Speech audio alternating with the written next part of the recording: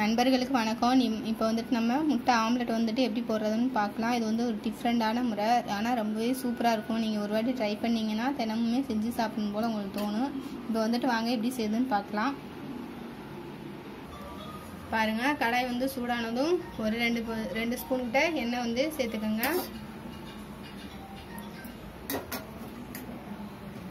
நான் வந்துட்டு 2 வெங்காயம் வந்துட்டு பொடி பொடியாக கட் பண்ணி வச்சுருக்கேன். இந்த மாதிரி கட் பண்ணி வச்சுக்கோங்க.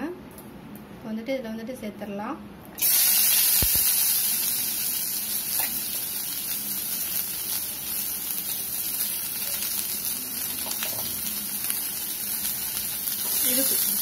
இது கூடயே உப்பும் சேர்த்துக்கோங்க.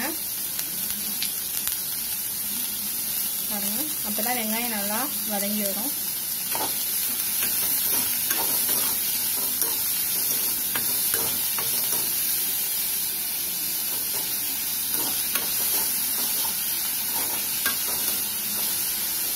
இப்போ வெங்காயம் நல்லா வதங்கி வரட்டும், வெயிட் பண்ணலாம்.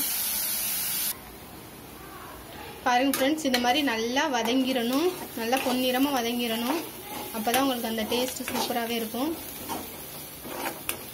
இப்போ வந்துட்டு இதை வந்து நம்ம முட்டையோட கலந்துடலாம். இப்போ பாருங்க ஃப்ரெண்ட்ஸ், இந்த முட்டையை வந்துட்டு ஒரு பாத்திரத்தில் வந்துட்டு ஊற்றிடுங்க. ஊற்றிட்டு இந்த சூடாக இருக்கும்போது இந்த வெங்காயத்தை வந்துட்டு அந்த முட்டையோட சேர்த்துக்கங்க.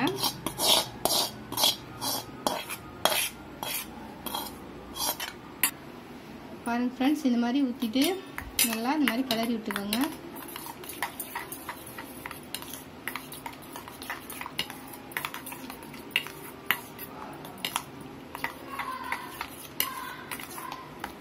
இந்த மாதிரி கிளறி விட்டுடலாம்.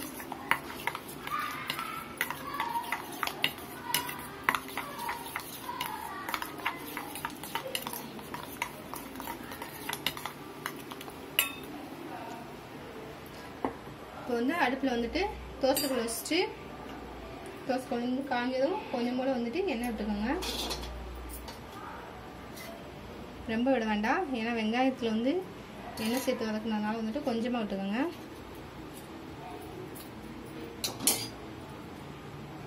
இப்போ வந்துட்டு இந்த முட்டையை வந்துட்டு இதில் ஊற்றிடலாம். ஊற்றிட்டு தோசை மாதிரி இந்த மாதிரி செஞ்சுக்கோங்க.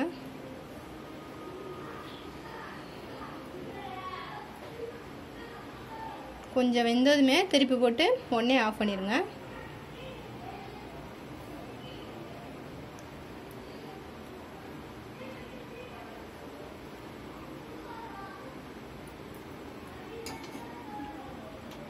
ஒரு நிமிஷம் போதும், ரொம்பலாம் வேண்டாம், நார்மலாக வச்சுக்கோங்க.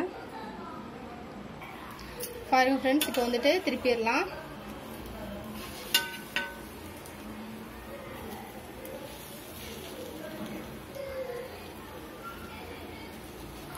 லேசாக கொஞ்சம் போல அரவேக்கடா இருந்தால் உங்களுக்கு ரொம்பவே சூப்பராகவே இருக்கும். இப்போ வந்துட்டு ஸ்டவ் வந்து ஆஃப் பண்ணிடலாம். அந்த சூட்லேயே வந்துட்டு வெந்துடும்.